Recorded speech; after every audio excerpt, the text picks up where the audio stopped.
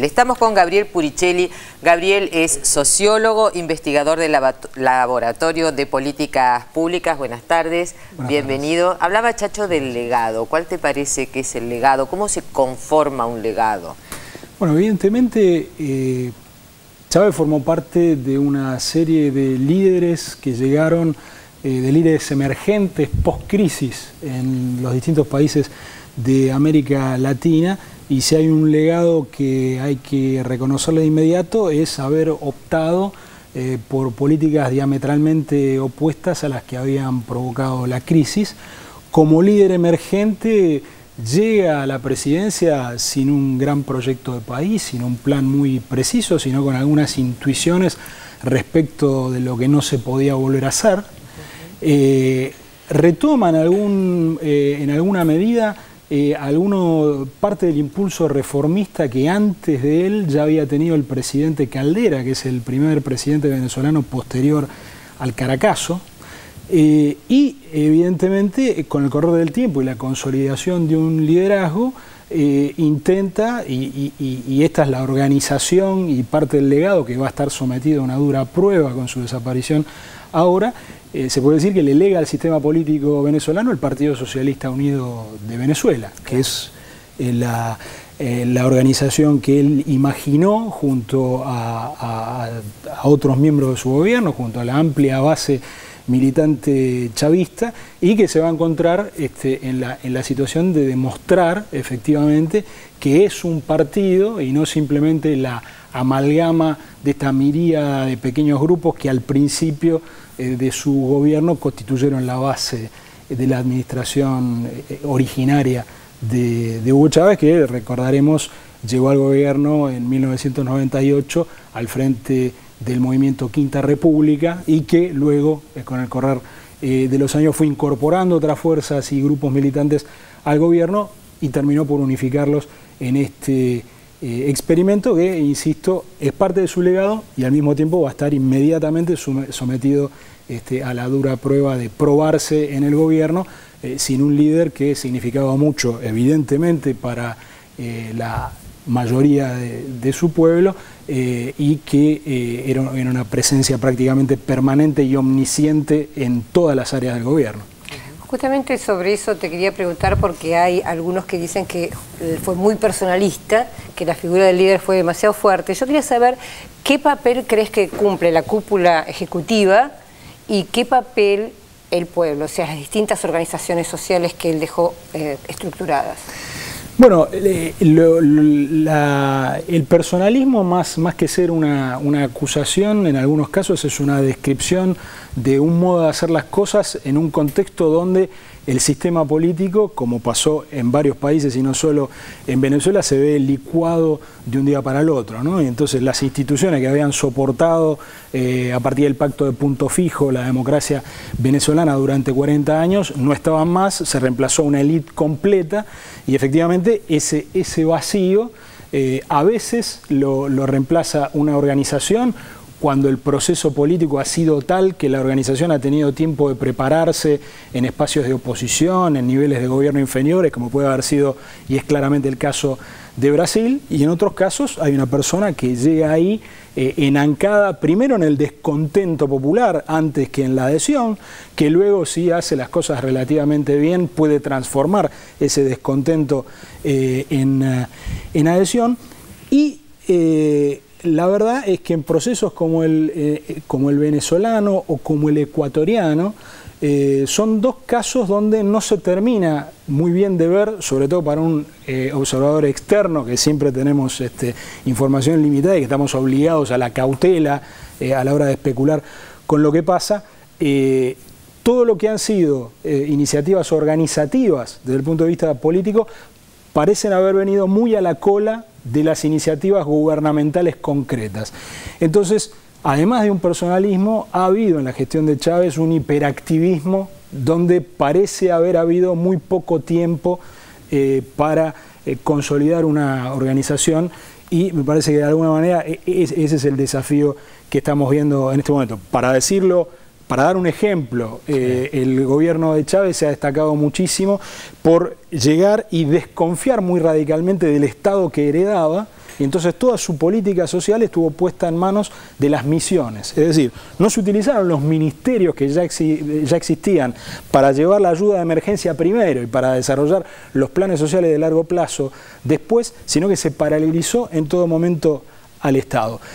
El chavismo ha estado marcado, a pesar del largo tiempo que ha estado en el gobierno, ha estado marcado por esta lógica de emergencia y por esta forma de hacer política pública en la emergencia, y por eso la prueba que tiene ahora por delante Maduro es tan relevante, porque el rol de Chávez lo ocupaba un poco todo, y creo que algún pequeño sabor de lo que puede venir lo hemos visto en estos últimos meses en los que Chávez no pudo ejercer el gobierno. Hubo algunos momentos de zozobra y seguramente Nicolás Maduro y el liderazgo del Partido Socialista Unido de Venezuela va a tener que aprovechar esta inyección de confianza que le da la conmoción popular de la muerte ¿Qué momento de Chávez. estás pensando? Ha sido evidente en todo momento que ha habido improvisación a la hora de definir cómo se gestionaba la cefalía.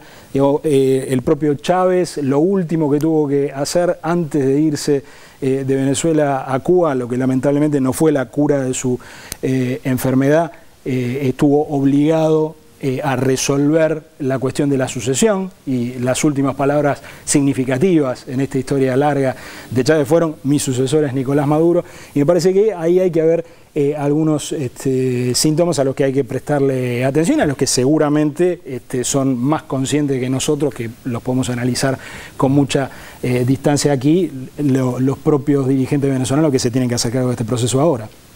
Sí, que fue más eficiente en Venezuela crear movimientos sociales propios como las misiones, subsidiarlos, que actúen, en vez de trabajar socialmente a través de los ministerios, que por una estructura burocrática eran más lentos, o no eran todos chavistas dentro del ministerio. Esta fue la caracterización que hizo el chavismo desde el principio, y seguramente tenía razón en la medida que el Estado venezolano se había consolidado más que como una democracia de alternancia, como una democracia donde dos grandes partidos se repartían prácticamente en partes iguales la burocracia del Estado, y donde las elecciones se utilizaban, ¿no? Por supuesto, que era terrible. La corrupción, la utilización de la renta petrolera no con fines de justicia social, etcétera, y donde las elecciones servían para dirimir a qué partido le tocaban los cargos políticos del Estado. Pero el Estado, en última instancia, era un Estado que compartían a partes prácticamente iguales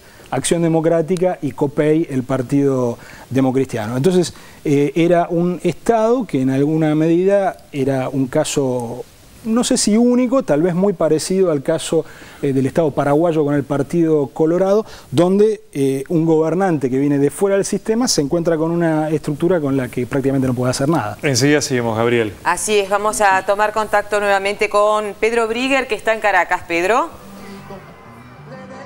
Sí, los escucho perfectamente a pesar de la música, que acá suena muy fuerte. Acá suena mucho Ali Primera, que es un cantante venezolano histórico, con muchas de sus canciones revolucionarias, así que se lo escucha todo el tiempo. Hay muchos parlantes acá, hay muchas pantallas, lo que permite ver algunas de las entrevistas que realiza la televisión venezolana, todo mechado con la música que se escucha por todos lados, muchísimo periodismo, por supuesto, circulando entre la gente. Algunos detalles interesantes para remarcar. En algún momento por los parlantes dijeron que hay que tratar de recoger la basura. Como se podrán imaginar, acá hay muchísima basura, y especialmente botellas de plástico, porque lo que más se distribuye es el agua.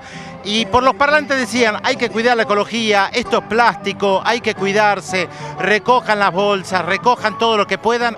Y efectivamente muchos chicos empezaron a moverse para juntar la basura que hay. Es una forma de tratar de contribuir, de estar un poco mejor en un clima muy caluroso, ahora sí, mucho más que ayer. Y además hay que tomar en cuenta que acá hay gente que está hace más de 10 horas haciendo la cola. Incluso una persona me comentaba que había llegado ayer a la mañana y todavía no había llegado a ver el cuerpo de Chávez. Yo no sé si ustedes pueden alcanzar a tener dimensión de lo que es esto. Nosotros insistimos tal vez con esta frase porque es muy difícil de dimensionar estas colas y colas que hay dentro del Fuerte Tiuna, que es lo que ustedes están viendo ahora a mis espaldas. Justamente lo que ustedes están viendo es el Fuerte Tiuna, donde se hacen los desfiles militares, y más al fondo, donde ven esas dos columnas con la bandera venezolana, es el Panteón Nacional, el Panteón de los Héroes, donde se piensa que van a llevar los restos de Hugo Chávez.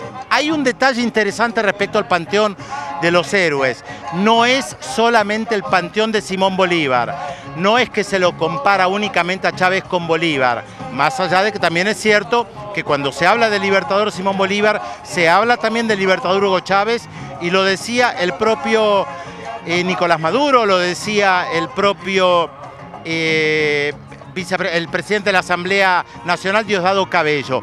Ahí están enterrados algunos de los próceres históricos, militares y civiles. Por ejemplo, la compositora Teresa Carreño, que tiene hoy un teatro a su nombre. Y a propósito de Teresa Carreño, yo recuerdo cuando Chávez gana las elecciones en 1998, él planteaba en ese momento en el Teatro Teresa Carreño, con algunos de los periodistas que estábamos ahí, no eran tanto los que cubríamos la elección de este nuevo fenómeno que se llamaba Hugo Chávez, que acá se habían dilapidado los dólares, 200.000 millones de dólares era lo que se decía en ese momento, que se había dilapidado de los ingresos del petróleo. Por eso la relación con Irán es tan importante, y con los otros países petroleros. Lo que ha hecho Hugo Chávez es tratar de revitalizar la Organización de Países Exportadores de Petróleo, la OPEP, porque siempre hay una batalla dentro de la OPEP entre los países productores de petróleo aliados a Estados Unidos, que por lo general se niegan a elevar el precio de petróleo porque hay una relación política con Estados Unidos, y otros países que tratan de tener una política independiente y que no se guían solamente por los intereses de Estados Unidos o los europeos. Eso es lo que permite entender que Mahmoud Ahmadinejad, el presidente de Irán, sea aplaudido acá en Venezuela. Recién lo vi salir de la puerta lateral por donde salen todos los presidentes. Sé que ustedes están transmitiendo imágenes también de los presidentes que salen.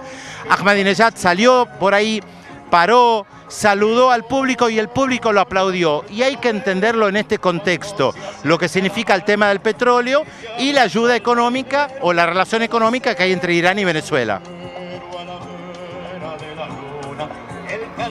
Bien, Pedro, muy bien, muchas gracias por esta nueva semblanza, exacto, contando y semblanza de lo que ocurre en este momento por las calles de Caracas. Así es. Hay algo interesante de lo que hablaba Pedro recién, que sería bueno que comentara Telma, que tiene que ver con el Panteón de los Héroes, sí, ¿no es cierto? Que no es que solamente está Simón Bolívar, sino que hubo un hecho muy simbólico en el que, bueno, Chávez se comportó como Chávez.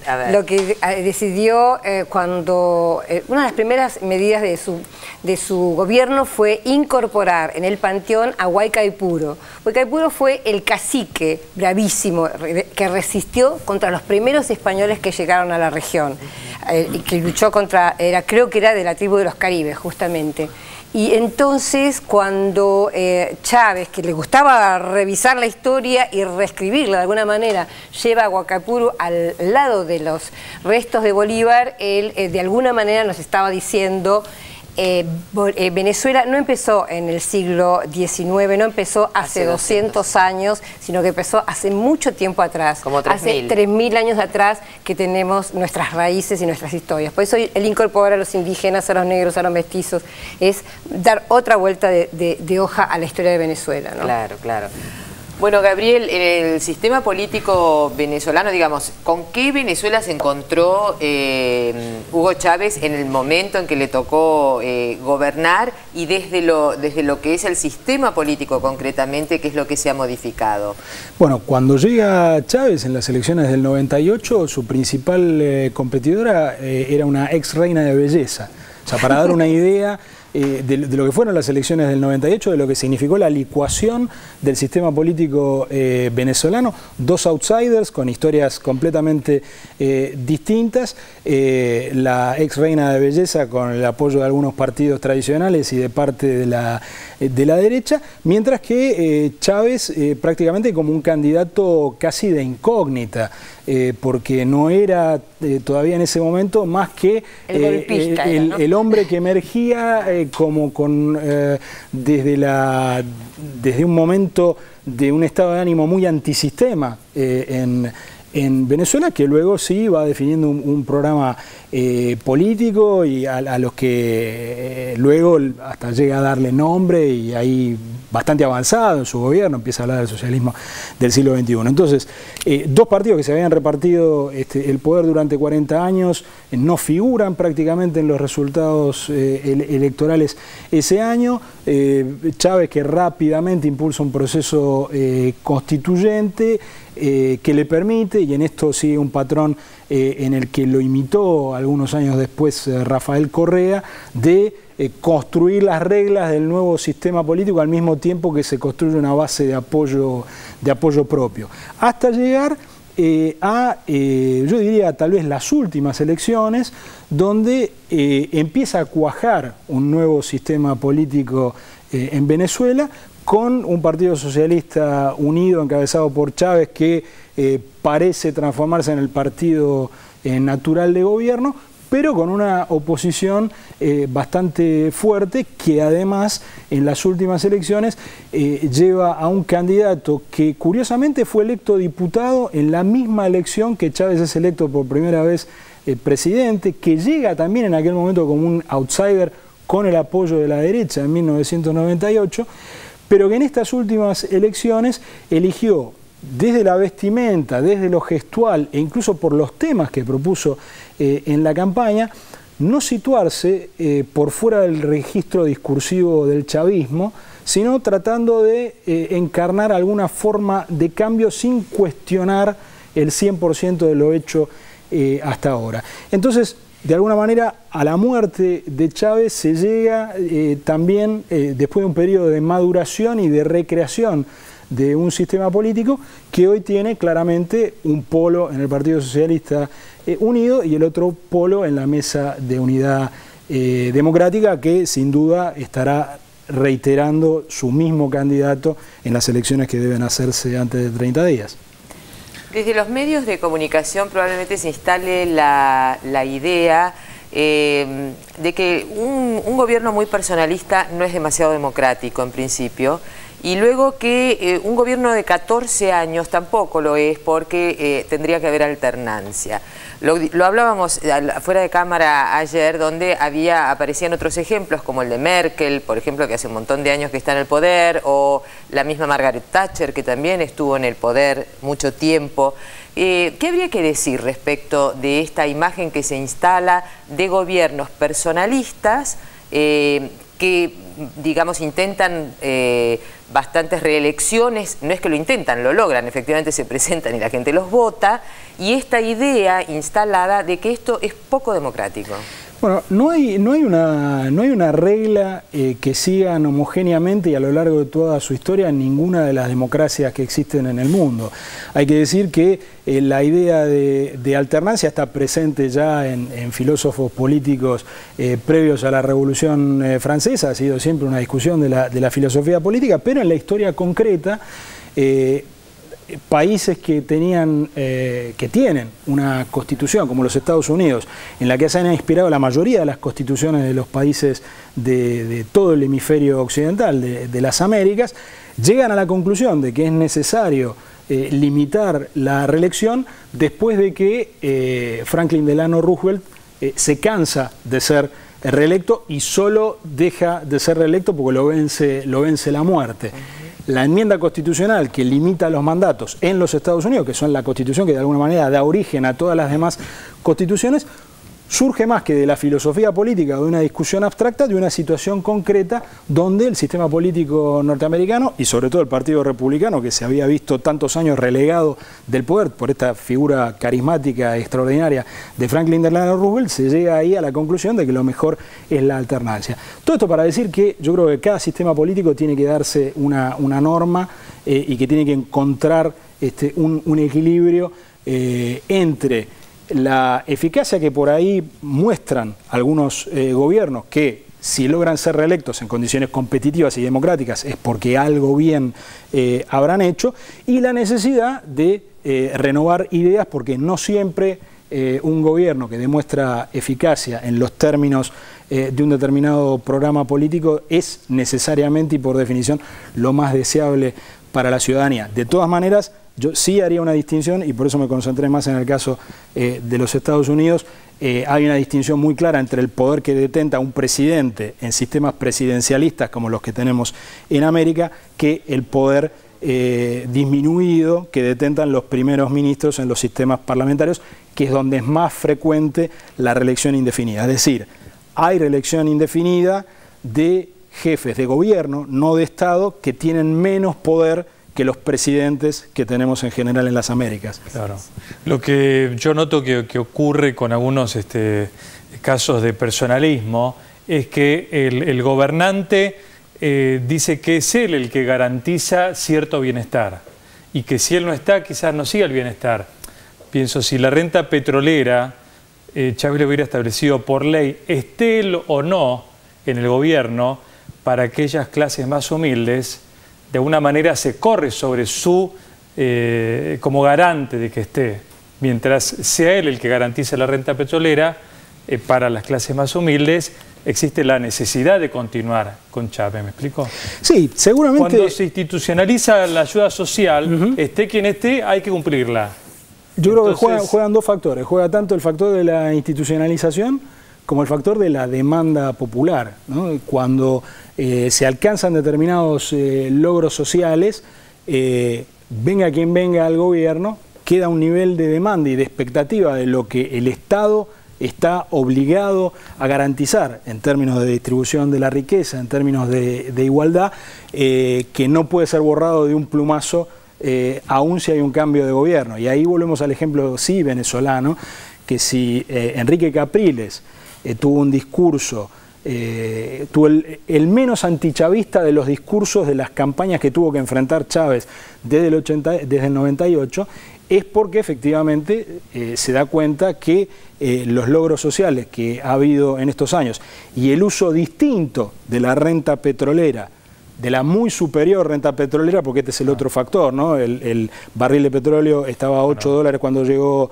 Chávez, está a más de $100 hoy, pero lo que importa es el uso que se le dio a la renta petrolera, y hay evidentemente una demanda en los sectores populares venezolanos, que el propio Capriles, al no hacer antichavismo, la está reconociendo porque sabe que él puede aspirar a sentarse en el Palacio de Miraflores reemplazando al Partido Socialista Unido de Venezuela, pero que el pueblo venezolano va a seguir teniendo un nivel de demanda que, como dirían los economistas, es inflexible a la baja, ¿no? Una vez que se ha alcanzado determinados logros, se sigue demandando. Una última cortita también. Un argumento de esto también puede ser que a veces cuando hay un presidente que quiere hacer cambios estructurales profundos, 4 u 8 años no alcanzan. ¿Qué opinás de eso? No, efectivamente, cambios estructurales toman tiempo. También es cierto que el argumento podría ser que lo que importa es la continuidad de un determinado programa político y de un determinado partido y no tanto de la persona, ¿no? Por eso el argumento de la reelección indefinida siempre es un argumento bastante jabonoso, porque finalmente uno podría argumentar que la solidez de determinados cambios la demuestra la capacidad de que esos cambios sobrevivan a las personas que seguramente fueron muy importantes a la hora de ponerlos en marcha. Gabriel Puricelli, muchas gracias por haber venido. Gracias a ustedes por la invitación. Interesante. Hacemos aquí una nueva pausa. Canta, canta, compañero, que tu voz sea disparo, que con las manos del pueblo no habrá canto desarmado.